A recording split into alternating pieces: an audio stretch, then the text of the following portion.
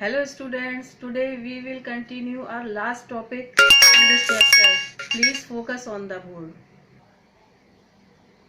Symbiotic association helps to replenish the soil. Students, जैसा कि कल हमने सिम्बायोटिक एसोसिएशन के बारे में पढ़ा था, मैं एक बार आपको दोबारा से रिपीट कर दूं, जिसमें एक ऑर्गेनिज्म को दूसरे ऑर्गेनिज्म से म्यूचुअली फ़ायदा होता है, उसको सिम्बायोटिक एसोसिएशन कहते हैं। Symbiotic association is extremely helpful to the farmers. ये जो सिम्बायोटिक एसोसिएशन होता है, ये फार्मर्स के लिए बहुत ही ज़्यादा हेल्पफुल होता है।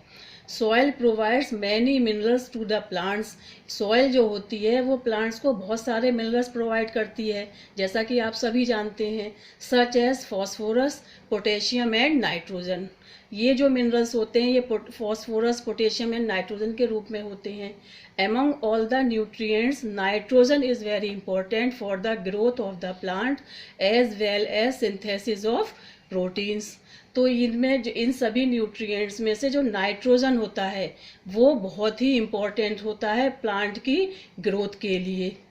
Plants can not utilize the atmospheric nitrogen. ये जो प्लांट्स होते हैं तो ये जो एटमॉस्फेरिक नाइट्रोजन होता है इसको यूटिलाइज नहीं कर पाते हैं। इस लाइन को ध्यान से सुनिएगा, plants can not utilize the atmospheric nitrogen.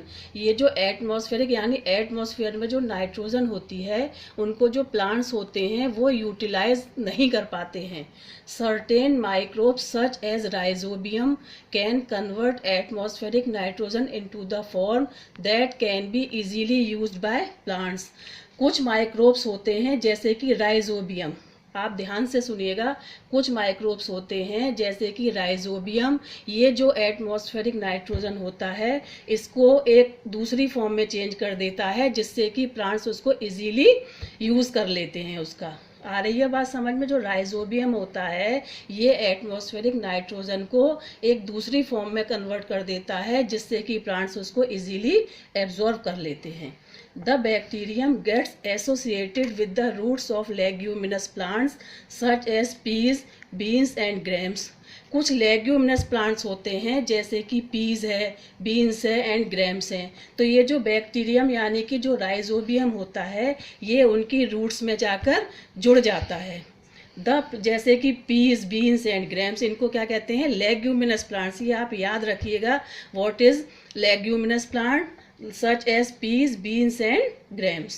The plants provide food and shelter to the bacterium. तो ये जब रूट्स में रूट्स से जाकर जुड़ जाता है तो ये जो प्लांट्स होते हैं ये राइजोबियम को फूड और शेल्टर दे देते हैं। Rhizobium fixes nitrogen for the plant and thus helps in replenishing the nutrients in the soil. तो ये राइजोबियम ये क्या करता है, जो एटमॉस्फेरिक नाइट्रोजन है इसको प्लांट्स तक पहुंचा देता है और इस तरह से जो सॉइल में जो न्यूट्रिएंट्स होते हैं उनकी जो जितनी भी रिक्वायरमेंट होती है ये उनको कंप्लीट कर देता है। ये क्या वर्क है राइजोबियम का?